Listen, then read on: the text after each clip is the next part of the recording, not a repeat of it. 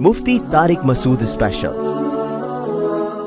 اللہ کہتا ہے جو مشرک ہے، جو اللہ کو نہیں مانتے یا اللہ کے ساتھ شرک کرتے ہیں، ان کی جتنی نیکیاں ہیں، ہر وقت لوگوں کو کھانا کھلاتے رہیں، لوگوں سے اچھے اخلاق سے بات کرتے رہیں، تو اللہ نے قرآن میں فرمایا کَرَمَادٍ اشْتَدَّتْ بِهِ الرِّيحُ فِي يَوْمٍ عَاصِفٍ۔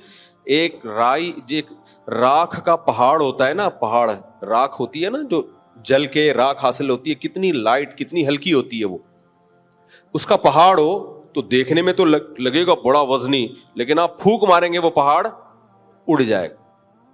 تو اللہ نے کہا کہ تم چونکہ اپنے اینگل سے دیکھ رہے ہو چیزوں کو، اس لیے تمہیں جو مشرک اور کافر لوگ ہیں ان کے عمل دیکھنے میں بہت اچھے لگیں گے، انہوں نے ہسپتال بنا دیے، انہوں نے انسانیت کی ایسی خدمت کی، لیکن وہ وزن میں میرے نزدیک بہت ہلکے ہیں۔ قیامت کے دن جب ان کو ترازو میں رکھا جائے گا، ان کا ایک پھونک ماریں گے اور وہ اڑ جائیں گے۔ اللہ نے یہ نہیں کہا کہ ان کا وزن ہے ہی نہیں، بلکہ اللہ نے کہا ان کا وزن بہت ہلکا ہے، وہ اس قابل نہیں ہے کہ ان کو بخشوا دے۔ ہاں، اس قابل ضرور ہے کہ عذاب میں کمی کا ذریعہ بن جائے، اس قابل ضرور ہے کہ عذاب میں کمی کا ذریعہ، بخشوا نہیں سکتا ان کو۔ اور اللہ کی نظر میں جو سب سے بڑی نیکی ہے وہ کیا ہے؟ توحید، اللہ کے وجود کو ماننا اور اللہ کو ایک سمجھنا۔ حالانکہ انسانیت کی نظر میں تو کوئی یہ بہت بڑی نیکی نہیں ہے۔ اب یہاں ایک سوال پیدا ہوتا ہے کہ اللہ نے یہ اینگل رکھا ہوا کیوں ہے؟ اللہ تعالیٰ اس اینگل سے دیکھتا کیوں ہے؟ یعنی یہ کیا بات ہے کہ آپ اگر مشرک ہیں، اللہ کے ساتھ شرک کرتے ہیں، یا اللہ کے وجود، جیسے ملحد اور ایتھیسٹ لوگ خدا کو مانتے ہی نہیں ہیں، وہ کہتے ہیں ہے ہی نہیں ہے، سب آٹومیٹیکلی خود بخود سب کچھ چلا آ رہا ہے۔ سوال یہ پیدا ہوتا ہے کہ پھر ایسا وجہ کیا ہے؟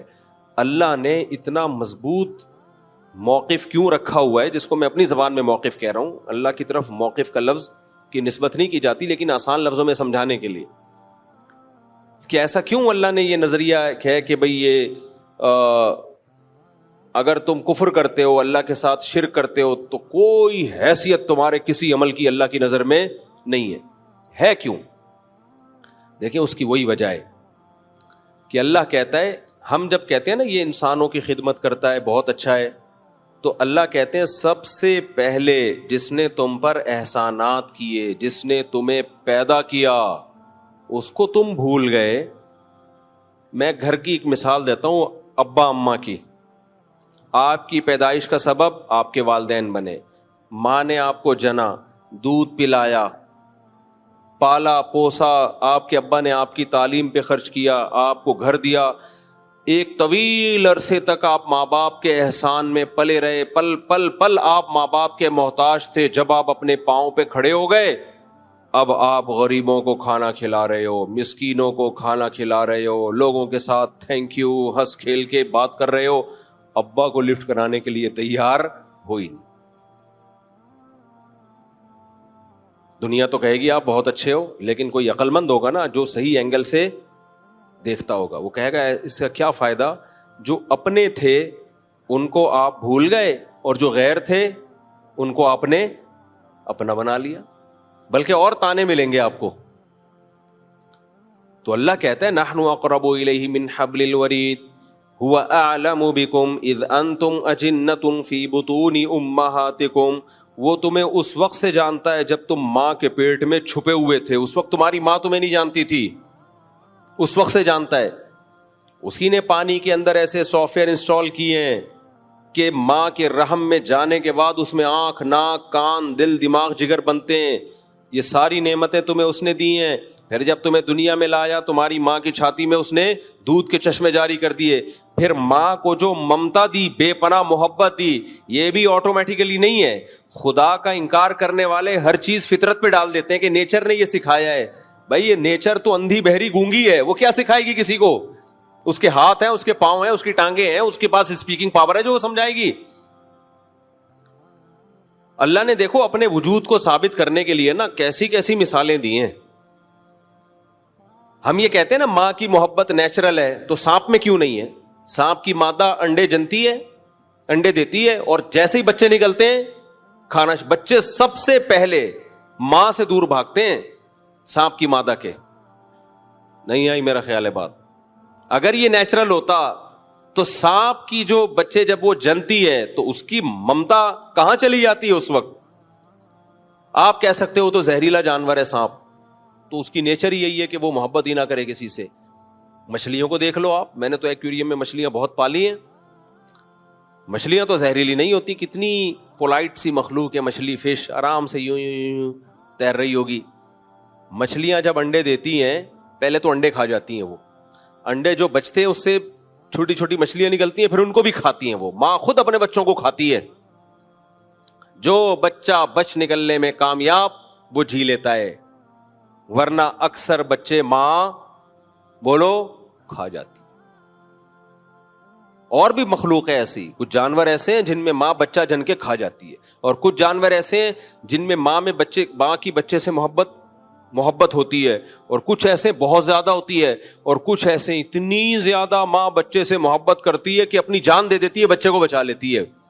تو اس سے پتہ چلتا ہے بھائی یہ خود بخود نہیں ہے, یہ ایک مینجمنٹ ہے. فطرت نے ہر ماں میں اس کی جو ہے نا ایک خاص طریقے سے محبت کے سافٹ ویئر انسٹال کیے ہوئے ہیں. کسی میں محبت زیادہ ڈال دی ہے, کسی میں کم ڈال دی ہے, کسی میں بالکل بھی نہیں ڈالی, اور کسی میں نفرت ڈال دی ہے, اور کسی میں بہت زیادہ نفرت ڈال دی ہے. تو یہ ماں کی محبت کو ہم نیچرل کہتے ہیں, یہ اپنی زبان میں کہتے ہیں, ورنہ نیچرل اصل میں اس دنیا میں کچھ بھی نہیں ہے, سب خدا کا پیدا کرتا ہے. اب جب آپ دیکھتے ہو نا کہ کون سے جانور ہیں جن کے ماں کے دل میں, اچھا کچھ جانور ایسے ہیں کہ ماں تو محبت کرتی ہے, باپ نہیں محبت کرتا بچوں سے. جیسے اکثر جانوروں میں باپ کے دل میں کوئی محبت ہوتی ہے بچوں سے. بھائی بکری اپنے بچے کو پالتی ہے, بکرا پالتا ہے جس کے بچے ہیں. مجھے لگ رہا ہے آپ لوگ کے یہاں پالتا ہے, مجھے خیال بھی چپ بیٹھے ہیں. بکری بچے کو پالتی ہے, بکرا نہیں پالتا. گدھی گدھے کو پالتی ہے, گدھا نہیں پالتا. اس کو کوئی ہوش ہی نہیں ہے کہ میرا بچہ ہے یا پڑوسیوں کا بچہ ہے, اسے کوئی فرق. مچھلیوں میں کیا ہوتا ہے, بچے پیدا ہوئے مچھلیاں کھانا شروع کر دیتی ہے, لیکن بعض مچھلیاں ایسی ہیں اتنی محبت کے جو پیر ہے نا, ماں بھی پالتی ہے اور اس مچھلی کا باپ بھی پالتا ہے. تو اگر یہ خود بخود ہو رہا ہوتا نا تو اس میں اتنی خوبصورت مینجمنٹ نہ ہوتی. اب سائنسدانوں نے جب غور کیا نا کہ کون سی جانور ایسا ہے جس کی ماں میں محبت بہت زیادہ ہے, کسی میں کم ہے, کسی میں ماں اور باپ دونوں میں ہے, اور کسی میں بالکل بھی نہیں ہے, تو دیکھا کہ جن جانوروں کا گروتھ ریشو بہت کم ہے اور وہ بہت کم ہے, ان میں ماں کی ممتا بہت زیادہ. اور کچھ جانور ایسے ہیں جن کا گروتھ ریشو بھی کم ہے اور ان میں بچوں کے مرنے کے چانسز انوائرمنٹ اور ماحول کی وجہ سے بہت زیادہ ہیں. تو ان میں ماں کی اور باپ کی ممتا زیادہ نہیں بلکہ بہت سے بھی زیادہ ہے. اور کچھ جانور ایسے ہیں جن کی گروتھ ریشو بھی کم اور وہ طوفانی ہواؤں میں پیدا ہوتے ہیں اور بے تحاشا ان کو طوفان جھیلنے پڑتے ہیں.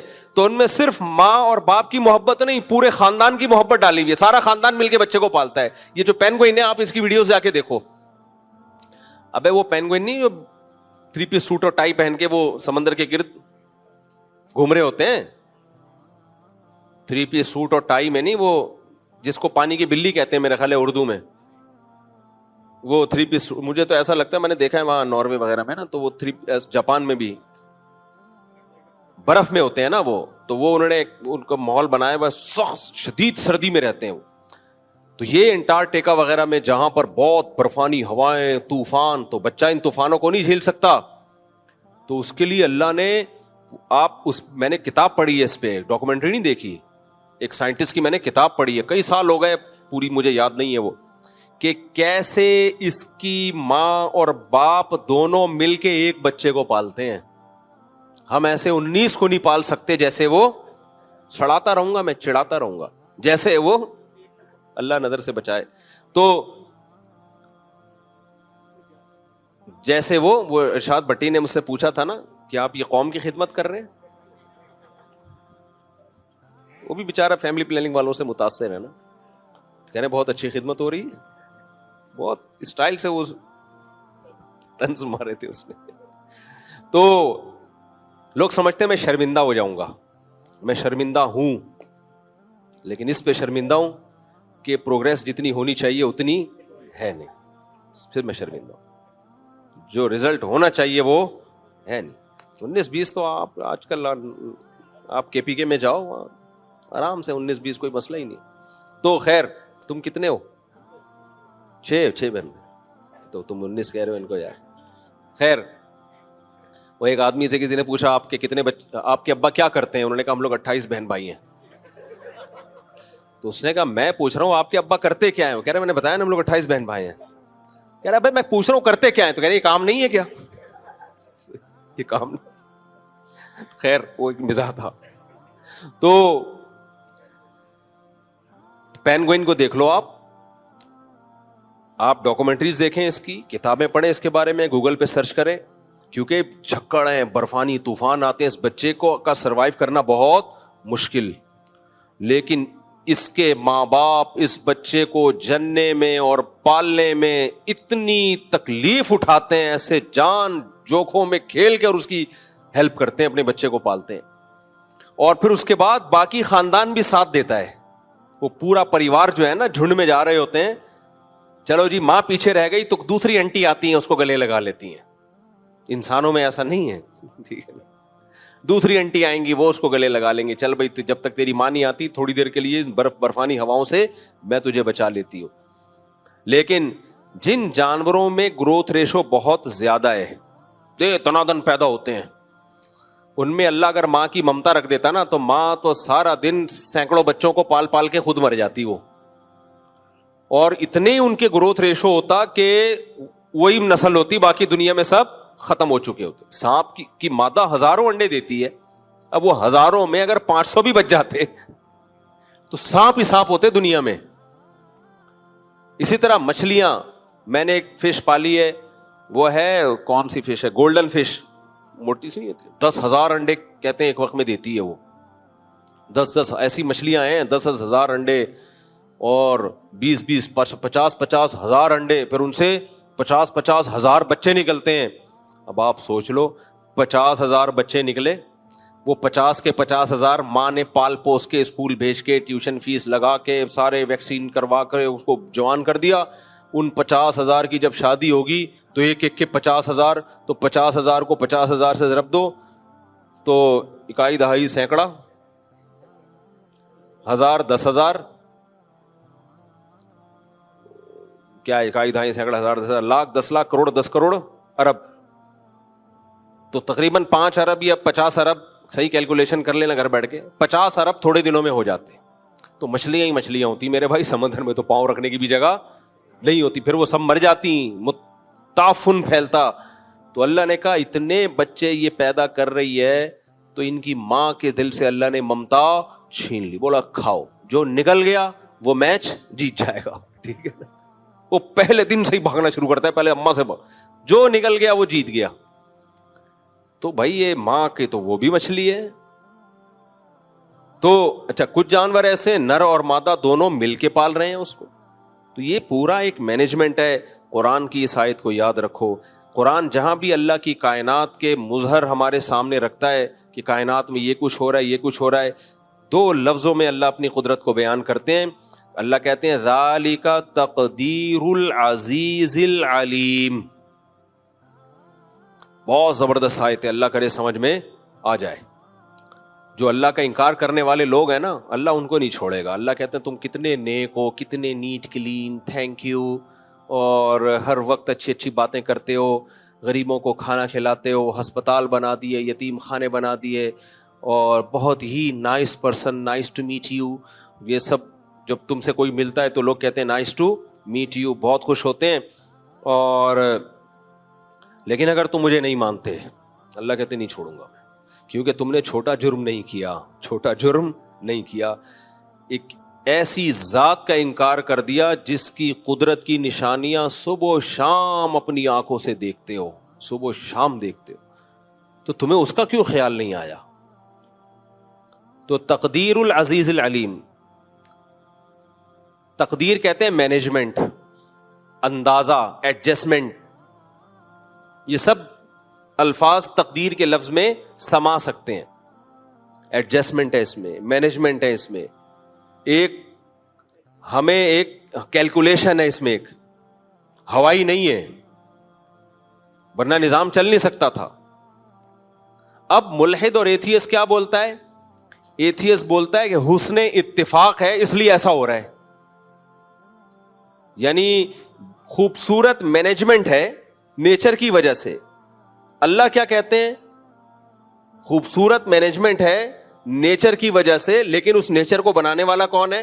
خالق. خود بخود یہ نیچر بنی نہیں ہے.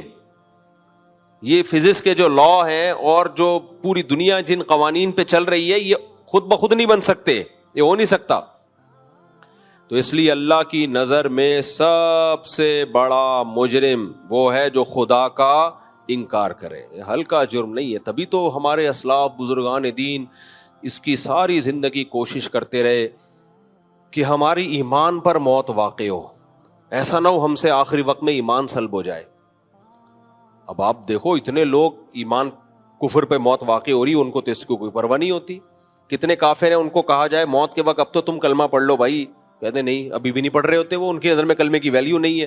اور ہمارے یہاں بزرگان دین اور اسلاف جن کی زندگی گناہوں سے پاک تھی، ساری زندگی اسی خوف میں گزر گئی کہ اللہ ہم سے ایمان نہ چھین لے، کیونکہ ان کو ایمان کی ویلیو کو پتہ ہے. بھائی قیامت کے دن اعمال کے ترازو میں جو چیز سب سے وزنی ہوگی وہ کیا چیز ہوگی؟ ایمان، توحید، عقیدہ توحید، اللہ کی کتابوں پر، اللہ کے پیغمبروں پر ایمان. تو یہ ہلکی چیز نہیں ہے، اس کو ہلکا نہ لیا کرو، کیونکہ آج کل مسلمانوں نے اس کو ہلکا لینا شروع کر دیا ہے. اور جب آپ اس نیکی کو ہلکا لوگے تو پھر اللہ کی نظر میں بھی آپ کی نیکی ہلکی ہو جائے گی. اللہ کہیں گے اس کو خود اپنی ویلیو، اپنی نیکی کی ویلیو نہیں ہے اس کے دل میں. تو کیسے لوگ ہلکا سمجھتے ہیں؟ لوگ غیر مسلموں کی تعریفیں کر رہے ہوتے ہیں. ابے یار کیا ہوا ہے، کلمہ نہیں ہے، ہیں تو ہم سے اچھے نا.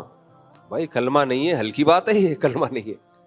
لوگ کہتے ہیں کیا ہو گیا، نماز نہیں پڑھتے، لیکن ہیں تو ہم سے اچھے. نا نا نا نا، اللہ کہتے ہیں نماز پڑھے بغیر وہ تم سے اچھے نہیں ہو سکتے، کلمے کے بغیر وہ تم سے اچھے نہیں ہو سکتے.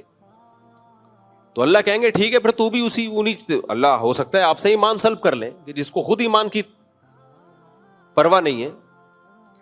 اس لیے میں جو لوگ یورپ امریکہ میں جاتے ہیں ان سے بولتا ہوں بھائی اپنے ایمان کو بچانا، ایمان کو، اس پہ سودے بازی مت کرنا، اس پہ سمجھوتا مت کرنا. ہم مسلمان ہیں، یہ بہت بڑی نعمت ہے، مر جاؤ کٹ جاؤ نہیں بھائی، ایمان نہیں چھوڑنے کا. اعمال اس کے بعد آتے ہیں، اعمال کو بھی فوکس کرنا ہے، لیکن اللہ کی نظر میں وزنی چیز ادھر ادھر ادھر. میں یہاں بیٹھا ہوں، وہ بعد میں آپ کو میں تصویر دکھا دوں گا ان کی. اللہ کی نظر میں سب سے زیادہ ویلیو کس کی ہے؟ بولو، ایمان کی ویلیو ہے سب سے زیادہ. تو قرآن میں جو آیت ہے ذالک تقدیر العزیز العلیم، اللہ کہتے ہیں کہ یہ جو کائنات میں تمہیں مینجمنٹ نظر آئے گی نا، جیسے میں نے بتایا کہ اس طرح سے، اچھا کوئی ایک مخلوق بھی آپ پال لو نا جانوروں کی، اسی میں اللہ کی قدرت کے بے شمار نمونے نظر آ جاتے ہیں. آپ میں نے 50 مرغیاں ہیں نا، 4 مرغیاں تھیں تو ہوتے ہوتے اب ایک سال میں 50-60 ہو گئی. اب آپ دیکھو اللہ کی نظام دیکھو، مرغی کھانے کے لیے ہے نا، انڈے دینے کے لیے. اب وہ مرغے اتنے ہو گئے ہیں، مرغیاں برابر ہیں، مرغوں نے ایک دوسرے کو مار مار کے بیڑا غرق کیا ہوا ہے. کل ایک جنازہ مرغے کا نا، ہمارے مالی نے تصویر بھیجی، ایک جنازہ دیکھ رہے ہو آپ، اس کی آخری سانسیں چل رہی ہیں. وہ مجھے بار بار کہہ رہے ہیں مفتی صاحب کچھ مرغے ذبح کر کے کھا جاؤ. میں نے کہا دیکھو اللہ نے یہ مرغے کھانے کے لیے پیدا کیے ہیں. کس کے لیے پیدا کیے؟ نہیں کھاؤ گے نا یہ آپس میں لڑیں گے. نسل کے لیے چند مرغے ہی ہوں گے، مرغیاں زیادہ رکھو مرغے کم رکھو. یہ اللہ نے بتا دیا ہمیں کہ نسل کے لیے چند مرغے ہوں گے، باقی کس کے لیے؟ کھانے کے لیے. نہیں کھاؤ گے تو یہ آپس میں لڑ لڑ کے ایک دوسرے کو مار دیں گے. تو کل سے پھر میں نے کاٹنا شروع کی ہے. آج اگر بٹیر کی دعوت نہ ہوتی تو آج میں نے دیسی مرغا کھانا تھا. تو حقیقت یہ آپ کی بصیرت کی آنکھیں کھلی ہونا تو ایک ایک چیز میں آپ کو اللہ کی قدرت نظر آئے گی. کوئی کام نر پیدا ہوتے ہیں کٹنے کے لیے، کٹنے کے لیے پیدا ہوتے ہیں. اللہ کہتے ہیں کھانے کی مخلوق ہے, تم کھا نہیں رہے تو یہ آپس میں ماریں گے ایک دوسرے کو. نسل بڑھانے کے لیے تو 8-10 مرغیوں پہ ایک مرغا کافی ہے, باقی تو کھانے کے لیے ہے. کیوں نہیں کھا رہے, کنجوسی کر رہے ہو, مار دوں گا. جنازے اٹھیں گے. کل ایک جنازہ تھا, بس وہ پہلے ہی سبق 3-4 جنازے تو اٹھ چکے ہیں, خود ہی مار رہے ہیں. مرغے اتنے ایگریسو ہوتے ہیں نا, وہ ایک دوسرے کو برداشت نہیں کرتے, اور مارتے بھی مرغیوں کی محبت میں ہیں. وہ تو عشق میں مرتا ہے ایک مرغا, وہ کہتا ہے یہ مرغی میری ہے, وہ کہتا ہے تیری میری ہے. وہ پھر لڑتے ہیں, مار دیتے ہیں ایک دوسرے کو. ایک جو جیت گیا اس کو مرغی مل گئی. وہ ہے نا, وہ ایک مرغی کے پیچھے بھاگ رہا تھا, مرغی گاڑی کے نیچے آ گئی. مرغا کہتا ہے جان دے دی, عزت پہ آنچ نہیں آنے دی. اس نے جان دے دی, عزت پہ آنچ نہیں آنے دی. یہ ایک الگ اینگل سے سوچ رہا تھا مرغا. خیر, تو یہ بھی ایک آپ کو میں بات بتاؤں جنرل نالج کی. آج کل نا مچھلیوں کی فارمنگ شروع ہو گئی ہے. ڈاکٹر لوگ یہ کہتے ہیں اگر یہ فارمی مرغی نہ ہوتی تو آج دیسی مرغیاں اتنی نہیں تھی کہ لوگوں کی گوشت کی ضرورت پوری کر لیتی. یہ بالکل غلط ہے, یہ بالکل غلط ہے. ضرورت ایجاد کی ماں ہے. اگر یہ ہم فارمی مرغی نہ ہوتی نا, جو کراس بریڈنگ کر کے ایک نسل نکال لی ہے, تو دیسی مرغیاں لوگ پال رہے ہوتے گاؤں دیہاتوں میں, پھر بھی ہماری ضرورت پوری ہو رہی ہوتی. اصل میں ہوتا یہ ہے کہ یہ جو کاروباری لوگ ہیں نا, جو سرمایہ دار لوگ ہیں, ان کی ہوس کو پورا کرنے کے لیے یہ سارے چوچلے ہوتے ہیں. ان کی ہوس کو پورا کرنے کے لیے ان کو چاہیے کہ ہماری انویسٹمنٹ کم ہو اور آؤٹ پٹ اس کا بہت زیادہ ہو. پھر وہ جب ایک چیز سوسائٹی میں پھیل جاتی ہے تو ظاہر ہے دیسی مرغیوں کی جو پروڈکشن ہے وہ خود بخود کم ہو جائے گی. اب ہم یہ کہہ سکتے ہیں کہ بھائی دیسی مرغیاں ہماری گوشت کی ضرورت پوری نہیں کر سکتی, لیکن اگر فارمنگ کو ختم کر دیا جائے تو یہ دیسی پوری کریں گی. کیونکہ میں نے تو مرغیاں پال کے دیکھا ہے, ایسے ان کی گروتھ ہوتی ہے نا, 1 سے 2, 2 سے 4, 4 سے 8, 8 سے 16, 16 سے 32 ملٹی پلائی ہوتی چلی جاتی ہے. ان کی نسل کو روکنا ممکن نہیں ہوتا. اگر آپ کے پاس تھوڑی سی بڑی جگہ ہے, آپ بیزار آ جاؤ گے مرغیوں سے, اتنی اسپیڈ سے پھیلتی ہیں یہ. تو یہی حشر ہم نے مچھلی کے ساتھ کیا. کراچی میں اتنی مچھلی پیدا ہوتی ہے, اتنی مچھلی پیدا ہوتی ہے, آج تک کبھی ایسا نہیں ہوا ہوگا کہ آپ مارکیٹ میں گئے ہو اور مچھلی نہ ملی ہو پورے ملک میں. لیکن سرمایہ داروں نے کیا کیا کہ ان کو پیسہ کمانا ہے, دولت کمانی ہے, انہوں نے مچھلی کی بھی فارمنگ شروع کر دی. فیڈ کھلا کھلا کے اس کو بڑا کر دو اور تالاب میں پالو. نہ اس کو وہ ماحول ملتا ہے بھاگنے دوڑنے کا, نہ وہ اس کو آرگینک خوراکیں ملتی ہیں. اب رزلٹ کیا نکلا, وہ اتنی سستی ہے کہ اب سمندر سے خریدنا لوگوں نے جو آرگینک ہے وہ چھوڑ دی. بھائی یہ بہت سستی مل رہی ہے, اور تاجروں نے بھی اسی کو فوکس کیا, یہ جلدی تیار ہو جاتی ہے. نتیجہ کیا نکلے گا, جو سمندروں میں شکار ہو رہا ہے اسے چھوڑ چھوڑ کے لوگ کس پہ سیٹ ہو جائیں گے. یہاں تک کہ اب فشری جہاں سے سمندری مچھلی نکلتی ہے وہاں بھی فارمی مچھلی جا کے بک رہی ہوتی ہے. فارم کی مچھلی وہاں جاتی ہے اور لوگ فشری سے سمندر کی سمجھ کے لا رہے ہوتے ہیں. تو جب یہ زیادہ ہو جائے گا تو تاجر اس پہ سیٹ ہو جائیں گے. پھر یہ اس طرح کی باتیں سوسائٹی میں ہوں گی, بھائی یہ تو بڑا زبردست ہو گیا کہ فارمی مچھلی کے تالاب بن گئے, ورنہ آبادی اتنی بڑھ چکی ہے کہ سمندر کی مچھلی ہماری ضرورت پوری نہیں کر سکتی تھی. تو یہ ہوتا ہے نقطہ بعدل وقوع. کوئی کام آپ پہلے حماقت کر لیتے ہو, پھر اس کے بعد اس کے آپ حکمتیں تلاش کرنا شروع کر دیتے ہو. ورنہ خوراک کے معاملے میں چاہے دیسی مرغی ہو چاہے مچھلی ہو, آبادی کو ڈبل در ڈبل کر دو, دگنا در دگنا کر دو.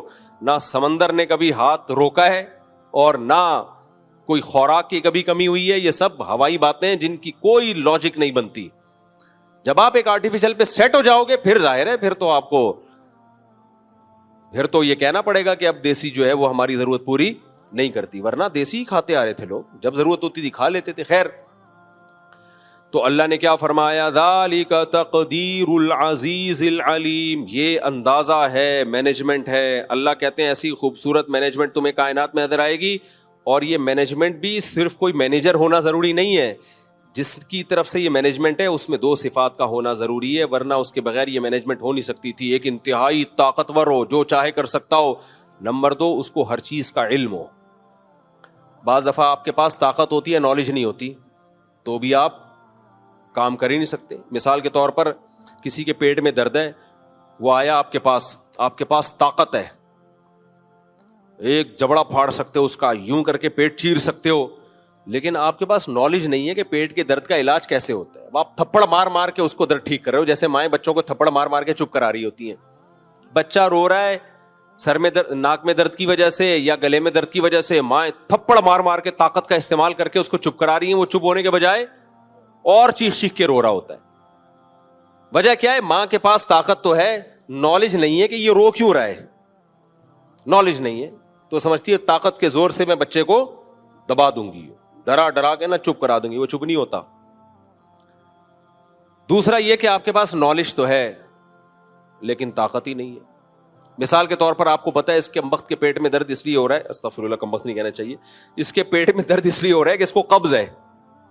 نالج ہے آپ کے پاس, اور قبض کا علاج بھی آپ کو پتا ہے کہ جی قبض کا علاج یہ ہے کہ جمال گوٹا, وہ نہیں جو بھینس کے منہ میں ڈالا تھا, بھینس نے پہلے پھونک مار دی تھی تو اسی کے منہ میں چلا گیا تھا وہ, تو جمال گوٹا اس کو کھلا دیا جائے, یا کوئی بھی ڈاکٹر لوگ بتاتے رہتے ہیں یہ قبض کی گولی ہے یہ کھا لی جائے. نالج تو ہے لیکن اتنے پیسے ہی نہیں ہے کہ آپ وہ گولی خرید کے لے آؤ, تو بھی آپ کچھ نہیں کر سکتے. تو دنیا میں جو کامیاب لوگ ہوتے ہیں ان کے پاس کسی کام کے کرنے کی طاقت بھی ہوتی ہے اور اس کام کے بارے میں نالج بھی ہوتی ہے, تو آپ کامیاب ہو سکتے ہیں. ادروائز آپ صرف باتیں ہی پھینکتے رہو گے کچھ بھی نہیں ہوگا. جیسے لوگ بڑے بڑے ویژن بناتے ہیں, یہ کر لیں گے وہ کر لیں گے. بھائی آپ کے پاس وسائل کیا ہیں؟ وسائل کچھ بھی نہیں ہے ہمارے پاس, تو پھر کچھ بھی نہیں ہو سکتا. اور اگر وسائل ہیں لیکن نالج ہی نہیں ہے کہ کس وقت کیا کون سا وسیلہ اور کون سا ذریعہ ہم نے استعمال کرنا ہے, تو بھی فائدہ نہیں ہوگا. تو اب کیا مسئلہ ہے؟ اللہ کہتے ہیں اس پوری کائنات میں تم غور کرو گے تو 2 نتیجوں تک پہنچو گے, ایک بلکہ 3 نتیجوں تک پہنچو گے. نمبر 1, اس کا بنانے والا کوئی ہے, یہ خود بخود نہیں ہے. نمبر 2, بنانے والا بہت طاقتور ہے, جو چاہے کر سکتا ہے. نمبر 3, صرف طاقتور نہیں ہے, اس کے پاس نالج ہے, علم بہت زیادہ ہے. اس کو پتا ہے کس کی نسل بڑھانی ہے کس کی نسل گھٹانی ہے. اس کو پتا ہے مفتی طارق مسعود کے بچے زیادہ ہونے چاہیے. خیر یہ تو ایک بیچ میں ایسی مثال آ گئی. اس کو پتا ہے کہ کون سی مخلوق کی نسل بڑھنی چاہیے, کون سی مخلوق کی نسل گھٹنی چاہیے. دیکھو آسٹریلیا میں ہم جو یہ قربانی کے جانور ذبح کرتے ہیں نا, ترس آتا ہے ہمیں یار, بیچارے جوان ہٹے کٹے ذبح کر کے ہم کھا جاتے ہیں. ان کے جینے کی عمر تھی, اگر ہم ان کو ذبح نہ کریں نا یہ ہمیں کھا جائیں. یہ کیا کریں؟ ہمیں کھا جائیں. یا تو ان پہ بہت زیادہ ظلم ہوگا, یا بھوکے مریں گے, یا ہمیں کھا جائیں. ہمیں کیسے کھا جائیں میں ایکسپلین کرتا ہوں, مثال سے سمجھاتا ہوں. یہ جو 4 قسم کے جانور ہیں نا جن کا شریعت نے حکم دیا کاٹ کے کھا جایا کرو ان کو ذبح کر کے, اگر آپ ان کو نہیں کھاتے نا, یا بقرعید میں ذبح نہیں کرتے, یا کھاتے ہی نہیں ہو آپ ان کو جینے دیتے ہو, ان کے پیٹ کمبختوں کے اتنے بڑے بڑے ہوتے ہیں نا کہ ان کو 2 ٹائم پوری دیگیں چاہیے. بھینس کو کیا چاہیے پتا ہے؟ 2 ٹائم, 2 روٹی نہیں چاہیے اس کو پورا ونڈا چاہیے, اتنی بڑی تعداد میں. بھائی اس کو بند کروا دینا, یہ ہمیشہ بے وقت یہاں سے, ایک تو یہ ویسے بھی الارم کے طور پر اذان کا ٹھیک ہے ہی نہیں اذان کا بجنا, تو اتنے بڑا ان کا پیٹ ہوتا ہے. ہمارے محلے سے نا ایک گائے بھاگ گئی تھی بقرعید کے دنوں میں, بچڑا تھا بھاگ گیا تھا, ذبح کرنے کے لیے لگے تو بعض دفعہ وہ بچڑا بھاگ جاتا ہے, اتنا طاقتور ہوتا ہے. بھاگ گیا وہ, بھاگا وہ ہائے مل ہی نہیں رہا, کہاں غائب ہو گیا. 3-4 دن کے بعد ملا, پھر وہ ہڈیوں کا ڈھانچہ بن گیا تھا. وجہ کیا ہے؟ اس کو بھائی 2 ٹائم پیٹ بھر کے خوراک چاہیے تھی, وہ کہاں سے لیتا؟ وہ یہ پودوں سے, اور باہر اتنا تھوڑی مل جاتا ہے اس کو. تو یہ وہ جانور ہیں جن کو کون کھلاتا ہے؟ انسان. اور انسان کا اس پہ خرچہ نہیں, ٹھیک ٹھاک خرچہ ہوتا ہے. آپ کہہ سکتے ہو کھیتوں میں تو جانور خود کھا رہے ہوتے ہیں, تو وہ کھیت بھی اگائے جاتے ہیں باقاعدہ. ہاں یہ جنگلی جانور ہیں جو جنگلوں میں گھوم رہے ہوتے ہیں, تو ابھی ان کی قربانی کا شریعت نے ہمیں حکم نہیں دیا, ان کی قربانی سے قربانی ہوتی نہیں ہے. اب ہوتا کیا ہے؟ اونٹ اتنا پانی پیتا ہے, اتنی خوراک ہے اس کی, اگر آپ ان کی نسل کو ایسے ہی چھوڑ دیں گے, کاٹ کے کھائیں گے نہیں, تو یہ جنگلوں کے جنگل کا صفایا کر دیں, زمین کی گھاس اور گرینری کو یہ ختم کر دیں.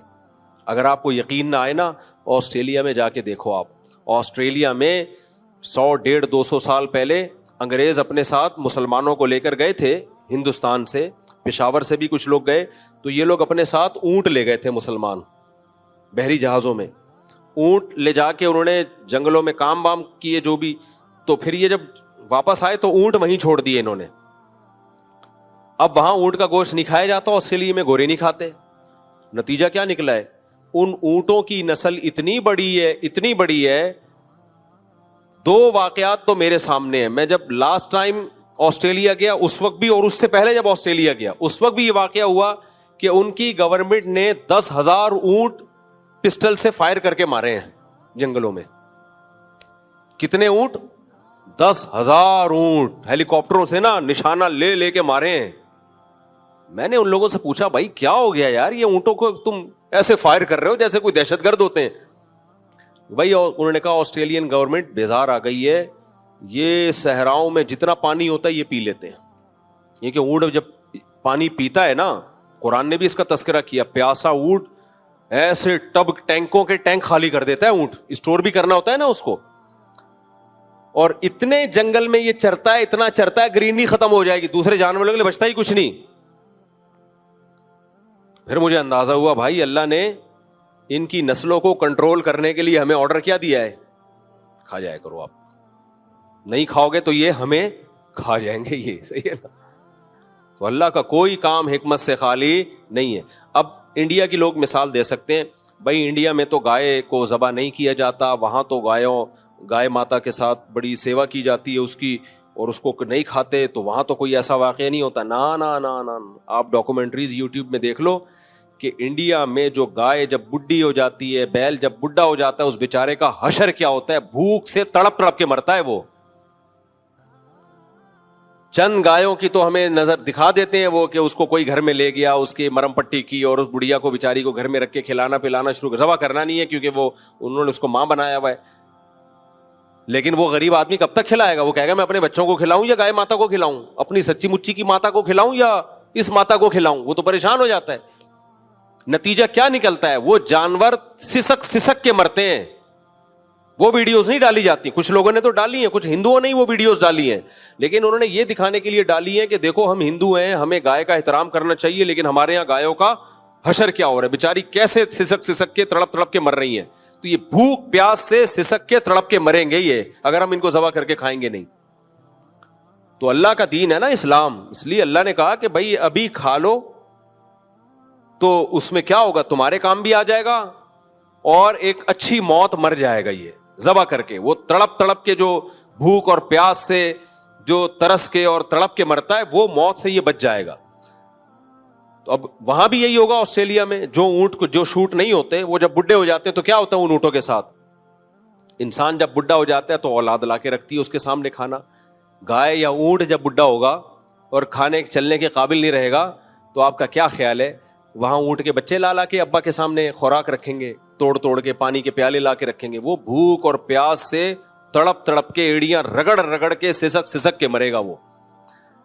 تو اگر آپ ان کو ذبح کر کے نہیں کھاتے تو آپ کو گولیوں سے شوٹ کرنا پڑے گا, جو کسی کام کی بھی نہیں ہے.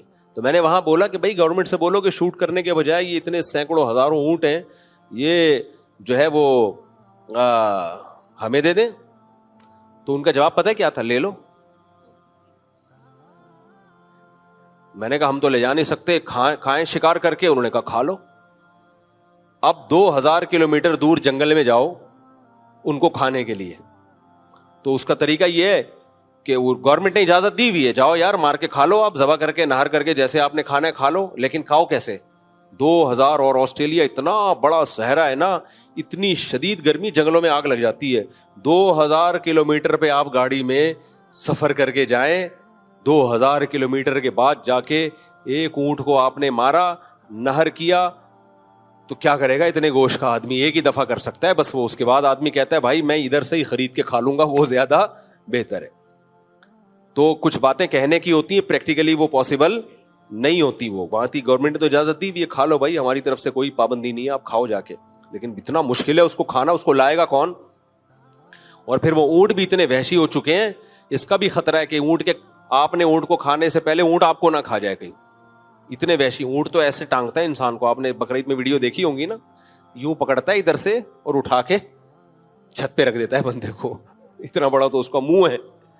خیر, تو اللہ نے کیا فرمایا, ذالک تقدیر, یہ مینجمنٹ ہے. ایک اور جگہ قرآن میں اللہ نے فرمایا, اللہ الذی خلق سبع سماوات ومن الارض مثلہن, اللہ نے 7 آسمان اور زمینیں پیدا کی, لتعلموا ان اللہ علی کل شیء قدیر, تاکہ اس کائنات کے بننے کے عمل کو اور اس میں جو مینجمنٹ ہے اس کو دیکھ کے تمہیں پتہ چل جائے اللہ ہر چیز پر قدرت رکھتا ہے.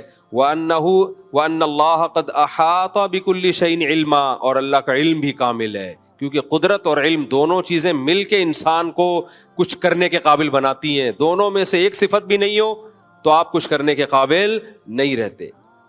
تو اللہ نے اپنے ہونے کے, اپنی توحید کے اتنے دلائل قائم کر دیے اور بتایا کہ تم ایک ایک چیز میں میرے محتاج ہو. تو اللہ کی نظر میں اب اگر آپ اللہ ہی کو نہیں مانتے تو آپ اتنے بڑے مجرم ہو کہ وہ ساری نیکیاں ہونے کے باوجود ان کا وزن بہت ہلکا ہو جاتا ہے. بالکل ایسے ہی ہے جیسے آپ دوستوں کے ساتھ اچھا سلوک کرتے ہو, ابا کو آپ مانتے ہی نہیں. ایک تو ہوتا ہے نا ابا کی ماننا, ایک ہے ابا ہی کا انکار کر دینا. آپ کہتے ہو ابا آپ جمشید صاحب ہو, آپ ابا نہیں ہو میرے. تو ٹھیک ہے آپ کی نیکیاں, آپ کے ابا کہیں گے میرا بیٹا لوگوں کا خیال کرتا ہے, غریبوں کو کھانا کھلاتا ہے, لیکن جائیداد سے میں اس کو محروم کروں گا میں, کیونکہ یار میں نے اس کو جنا, اس کو میں نے اس قابل بنایا کہ غریبوں کی مدد کر سکے, دولت بھی اس کو میں نے دی, تو میرا ہی انکار کر دیا. مودی نے کہا ہے نا ہم ہی پہ حملہ کر دیا. وہ سچائی ہے, اے آئی سے بنا ہوا ہے, اوریجنل ہے وہ, اس پہ لوگوں نے میم بنائی ہیں. مودی نے کہا نا کہ ہم ہی پہ حملہ کر دیا, اس پہ زبردست میم بنی ہے. ایک نے کہا میں دکان میں دوا خریدنے کے لیے گیا, میں نے جب دوا خریدی مجھی سے پیسے مانگ لیے اس نے. ابے تو تم ہی سے ہی مانگیں گے پیسے, خریدی بھی تو تم نے. میں اس گھر میں جو ہے وہ ایسے بہت ساری چیزیں چپکا دی اس کے ساتھ. میں اس گھر میں جھاڑو لے کے گیا, مجھی کو صفائی کرنے کا کہہ دیا اس نے. اتنی تو مودی صاحب آپ نے بھی تو حملہ کیا تھا, تو اب آپ ہی پہ حملہ, تو کسی اور جاپان پہ حملہ کریں گے ہم؟ حملہ آپ کر رہے ہو تو اب جواب میں آپ ہی پہ حملہ کریں گے ہم. یہ تھوڑی کیا حملہ آپ نے کیا ہم چائنا پہ حملہ کر دیں. تو مزہ آیا یار, بہرحال مزہ بہت آیا, ایسا خاندانی کام ہو گیا. خیر, پاکستانیوں نے بھی تو بہت دنوں بعد کوئی خوشی دیکھی ہے نا. ہر وقت الٹی خبریں سن کے یہ ہے ایسے ڈپریشن میں جا رہے تھے. ایک کام خاندانی ہوا, مزہ آ گیا یار. خیر, تو اس لیے میرے بھائی, تو جب اللہ کی نظر میں اللہ سب سے پہلے ہے تو پھر نماز بھی سب سے پہلے ہوگی کہ نہیں ہوگی؟ اب اس کا مطلب یہ نہیں کہ جھوٹ بولنا شروع کر دیں, لوگوں کو ٹوپیاں کرنا شروع کر دیں, لوگوں کے بیوقوف بنانا کہ بھئی میں نماز تو چونکہ پڑھتا ہوں تو اتنی بڑی نیکی تو کر ہی رہا ہوں. اللہ نے اس سے بڑا لفظ کیا ہوگا, لعنت اللہ علی الکاذبین, جھوٹوں پر اللہ کی لعنت. اور اللہ کہتے ہیں نماز جو صحیح طریقے سے پڑھتا ہے تو نماز اس سے جھوٹ چھڑوا دیتی ہے, بے حیائی چھڑوا دیتی ہے. جو نمازی نماز پڑھ کے بھی جھوٹ بولتے ہیں, لوگوں کے ساتھ بدسلوکی کرتے ہیں, بد اخلاقی سے پیش آتے ہیں, تو وہ نماز کی ایک فارمیلٹی پوری کر رہے ہیں, ایک فرض پورا کر رہے ہیں, نماز کو نماز سمجھ کے پڑھ نہیں رہے. کیونکہ نماز ایسا اللہ سے ریلیشن مضبوط کراتی ہے کہ پھر انسان کو ہر وقت اللہ کا دھیان رہتا ہے. اور جب اللہ کا دھیان ہر وقت رہے گا, انسان اپنے آپ کو سپیریئر سمجھے گا ہی نہیں. جب سمجھے گا ہی نہیں تو کیوں تکبر سے پیش آئے گا لوگوں کے ساتھ, وہ کیوں لوگوں کو نیچا دکھانے کی کوشش کرے گا. جو آدمی زمین پہ سر رکھ کے سبحان ربی الاعلیٰ کی صدائیں لگا سکتا ہے, زمین پر سر رکھ کے کہے گا سب سے اعلیٰ میرا رب ہے, تو وہ لوگوں کے سامنے اپنے آپ کو اعلیٰ کیوں سمجھے گا بھائی وہ؟ اس لیے ہم نے علماء سے ایک بات سنی ہے کہ تکبر ہمیشہ احمق اور بے وقوف لوگوں میں ہوتا ہے. پہلے مجھے یہ بات سمجھ میں نہیں آتی تھی, اب سمجھ میں آتی ہے کہ تکبر کس میں ہوتا ہے, انتہائی درجے کے بے وقوف اور انتہائی درجے کے احمق. کیونکہ جو عقل مند لوگ ہوتے ہیں ان کو اپنی اوقات پتہ ہوتی ہے, بے وقوف آدمی اوقات بولتا ہے ہمیشہ اپنی. عقل مند کو پتہ ہے یار ہماری کیا اوقات ہے, اگر دولت ہے ہمارے پاس چھننے میں کتنا ٹائم لگتا ہے. لیبیا کے صدر کو دیکھو, ارب پتی آدمی تھا, جب حالات چینج ہوئے کوئی کھانے کا پوچھنے والا نہیں تھا اس سے, شہزادوں کو. تو ایسے حالات چینج ہوتے ہیں انسان کے. میں نے اپنی زندگی میں بڑے بڑے دولت مند دیکھے, دولت گئی روڈ پہ آ گئے بیچارے, وہ ڈپریشن میں چلے گئے.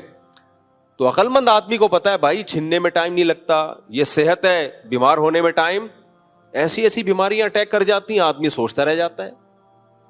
تو جب ہر وقت خطرات اتنے منڈلا رہے ہیں تو پھر اترانا, دولت پہ فخر کرنا, صحت پہ فخر کرنا, شادیوں پہ فخر کرنا, یہ سب بچکانا باتیں. یہ تو میں آپ کو ویسے ہی موٹیویٹ کرنے کے لیے 19 کی باتیں کر رہا ہوتا ہوں. تو لیکن کوئی چیز فخر کرنے کے قابل نہیں ہے بھائی. حضرت حکیم الامہ مولانا شرف علی تھانوی رحمہ اللہ نے اس کی بڑی پیاری مثال دی ہے. انہوں نے فرمایا دیکھو کوئی ایک آفیسر بیٹھا ہوا ہو اور ماتحتوں کے سامنے بڑی شو مار رہا ہو, اور میں یہ ہوں. بڑا آفیسر آتا ہے تو اس کی اپنی حیثیت 2 ٹکے کی نہیں رہتی, یہ خود یس سر جی سر جی سر. ان کی مثال کو میں اپنے الفاظ میں بیان کر رہا ہوں. یہ خود کیا شروع کر دیتا ہے, یس سر جی سر, یس سر جی سر. اب بڑے آفیسر کے سامنے یہ پھوپھا نہیں ظاہر کرتا ہے, یہ تمہاری ایسی کی تیسی, وہ بھائی وہ بڑے آ گئے, وہ اب ہمارے باپ ہیں. وہ کون ہے؟ اب ان کی طرف توجہ کرو. تو فرمایا کہ ایمان والے کو ہر وقت احساس رہتا ہے کہ بھائی سپیریئر کون ہے, اللہ. تو کسی کے سامنے دھونس جمانے سے پہلے, تکبر کرنے سے پہلے دیکھتا ہے بھائی میں جو کچھ ہوں کس کی وجہ سے ہوں, اللہ. تو اللہ نے مجھے یہ سب کچھ بھیک میں دیا ہوا ہے, میں اتراؤں گا, تکبر کروں گا, دوسرے کو نیچا دکھاؤں گا تو اللہ دیکھ رہا ہے بھائی وہ مجھ سے یہ نعمت چھین سکتا ہے, وہ یہ نعمت چھین سکتا ہے مجھ سے.